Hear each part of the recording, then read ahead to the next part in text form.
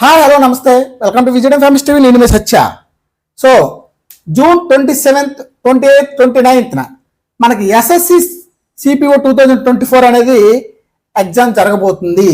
SSC CPO 2024 SSC CPO దేనికి సంబంధించి అంటే సబ్ ఇన్స్పెక్టర్ పోస్ట్కి సంబంధించి, సబ్ ఇన్స్పెక్టర్ ఎగ్జిక్యూటివ్ పోస్ట్ సంబంధించి ఈ ఎగ్జామ్ అనేది కండక్ట్ చేస్తున్నారు. సో ఎన్ని మార్క్స్ ఉంటాయంటే 200 మార్క్స్ ఉంటాయి. ఎన్ని మార్క్స్ ఉంటాయండి? 200 మార్క్స్ ఉంటాయి. టైం వచ్చేసి 2 hours మాత్రమే.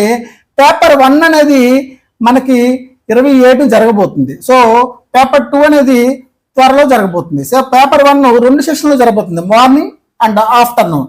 సో పేపర్ 1లో మనకి ఏమేమి ఉంటుందంటే 200 మార్క్స్కి general intelligence and reasoning 50 marks, అదేవిధంగా GK general knowledge and general awareness 50 marks, quantitative aptitude 50 marks, English comprehensive 50 marks. So ఈ మొత్తం కలిపి మనకు 200 మార్క్స్కి ఉండడం జరుగుతుంది. అదేవిధంగా మనము ముఖ్యంగా చెప్పుకునేది general knowledge and general awareness సంబంధించి ఎలాంటి టాపిక్స్ నుంచి మనకి క్వశ్చన్స్ అనేవి ఎక్కువగా రావడం జరుగుతుంది.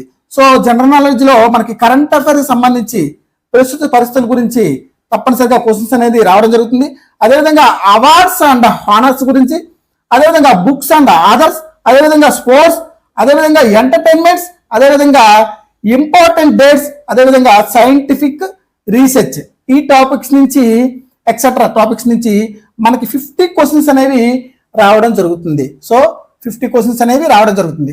సో మనం కనుక కొన్ని ఎగ్జాంపుల్స్ కనుక మనం చూసుకున్నట్లయితే, సో ఈ వీడియోలోకి వెళ్ళే ముందు దయచేసి కొత్తగా ఎవరైనా వచ్చిన వారు ఉంటే లైక్ చేసి సబ్స్క్రైబ్ చేసుకోండి. అదేవిధంగా ప్రతి ఒక్కరూ లైక్ చేయాలని మనస్ఫూర్తిగా కోరుకుంటున్నా. సరే, వీడియో స్టార్ట్ చేద్దాం. బుక్స్కు సంబంధించి Salman Rushdie won the Booker prize for which book? దీనికి ఆన్సర్ ఏంటండి? Midnight children. Midnight children. ఈ టైప్ ఆఫ్ క్వశ్చన్స్, దీనికి అనుగుణంగా కొన్ని క్వశ్చన్స్ అనేవి సో బుక్స్ అండ్ ఆథర్స్ మీద ఇవ్వడం జరుగుతుంది. అదేవిధంగా అవార్డ్స్ గురించి కనుక మనం చూసుకున్నట్లయితే కొన్ని క్వశ్చన్స్ ఎగ్జాంపుల్ కింద the Raman Magsaysay award is corrected by which country? By which country? Philippines. ఏంటండి? ఫిలిప్పీన్స్. దీనికి సరైన సమాధానం వచ్చేసి ఫిలిప్పీన్స్. అదేవిధంగా అవార్డ్స్ గురించి ఇంకొక క్వశ్చన్ కూడా మన ఎగ్జాంపుల్ కింద చూసుకున్నట్లయితే doctor Amartya Sen one the Nobel prize in which field? Economics. Answer ఏంటండి? ఎకనామిక్స్. ఈ విధంగా సో ఇలా దీనికి సంబంధించి ఈ విధంగా కొన్ని క్వశ్చన్స్ అనేవి రావడం జరుగుతుంది. సో అదేవిధంగా స్పోర్ట్స్ సంబంధించి కనుక మనం చూసుకున్నట్లయితే P Gopichand is associated with which sport? ఏంటండి? బ్యాడ్మింటన్. దీనికి సరైన సమాధానం ఏంటండి? బ్యాడ్మింటన్. అదేవిధంగా స్పోర్ట్స్ సంబంధించి ఇంకో క్వశ్చన్ కూడా మనం చూసుకున్నట్లయితే in which sport is the term knockout used? దీనికి సరైన సమాధానం ఏంటండి? బాక్సింగ్. అదేవిధంగా బీచ్లకు సంబంధించి ఏ బీచ్ ఎక్కడ ఉంది? సో నేషనల్ కావచ్చు, ఇంటర్నేషనల్ కావచ్చు. అదేవిధంగా ఫారెస్ట్ సంబంధించి నేషనల్ కావచ్చు, ఇంటర్నేషనల్ కావచ్చు, ఎక్సెట్రా ఇలాంటికి సంబంధించి.